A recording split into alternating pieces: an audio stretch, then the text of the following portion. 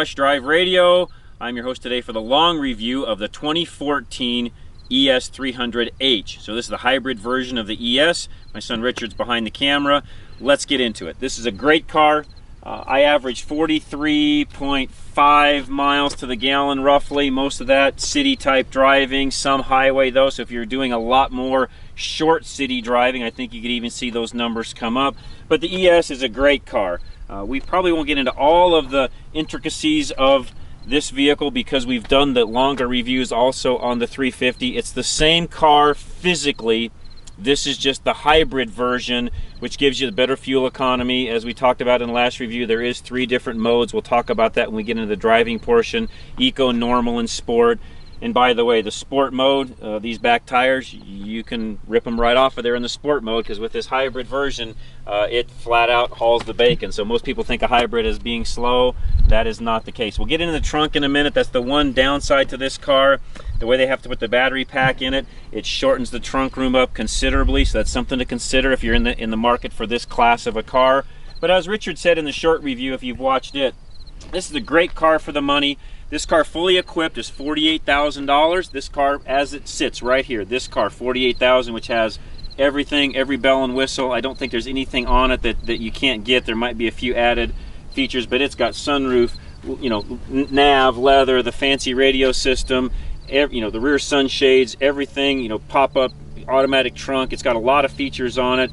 This car, bare bones though, Richard, is what, under 40? Mm-hmm.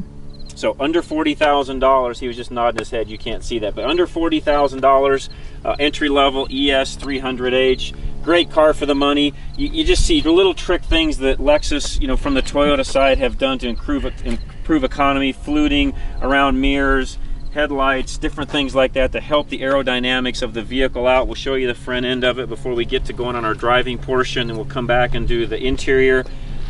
But again, a great car, good looking car too, by the way. This is one of the best buys, as far as I'm concerned, one of the best buys in this segment for what you get. I mean, this is a full-bore Lexus, has great interior room, drives really well, rides really well, is really quiet, and it's under 50 grand. With that, let's go to our driving portion. Okay. All right, folks, we're in the driving portion, and we may change some of this up. Yeah, you know, some of you that have watched our reviews for a while, hopefully you've noticed that we're getting better, we're learning. We are not professional actors, videographers.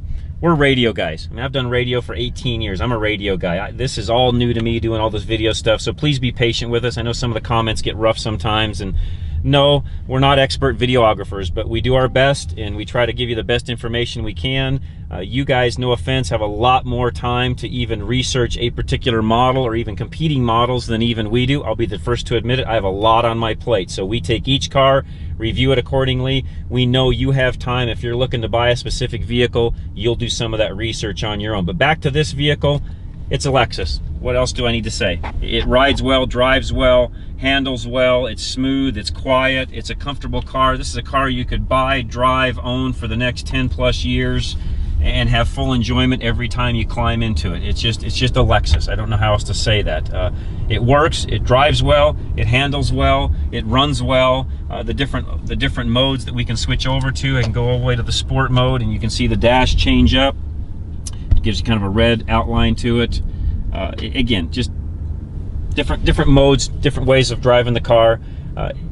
Don't think about this car having a lack of power because it's a hybrid. It's the opposite. This car actually runs better in the Sport mode than the regular gas modeled ES does. So great vehicle. Continue to watch us. We're going to go to the interior next. All right, folks, hope you enjoyed our driving portion of the review. As I said in the first part of the review, the trunk space is one of the negatives of this, and again, you have to just kind of do the trade-off of, is the negative of the short space worth the fuel economy that you gain in the car? As you can see, trunk is all automatic. That's a great feature, by the way. Down, you just push the button, but you can see from here, we've got great lighting today, so you can actually see the trunk. They're just, you know, you could get a couple of you know, carry-ons, maybe 3 or 4 golf bags in it. You might get 1 full suitcase and a carry-on, but this is not a car you're going to get 2 full-size two full-size suitcases in, I should say, like you would with a regular full-size, or didn't say that right, with the regular non-hybrid ES. So anytime Typically speaking, on a hybrid, you're going to lose some trunk space. Not always with Lexus. They've got some cars, and I won't spill the beans there, but they have some cars where you don't really lose any trunk room. So let's go inside, look at the back seat, front seat. You can see from the interior, they do a nice job on the interior. Good leg room back here as I step in. This seat's all the way back. I've got good leg room here. Center console that flips down here. Cup holders in it. You know, they just do a nice job on it. HVAC back here. 110 outlet down below. As Richard said, it's got the sunshades in it. In the short review, we talked about that. And it's just a very comfortable car in the back. And when you get to the front, you know, for a daily commuter where you want a little more luxury out of it, you want to drive a Prius, for example.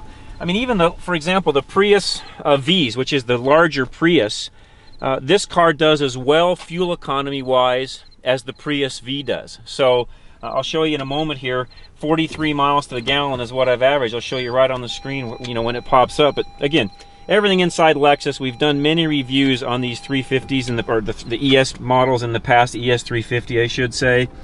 Just a great car. It looks well. And let me come over here and I'll even show you the mileage. So there's my actual mileage, 43.2. It's gone down a little bit since we've been driving around here.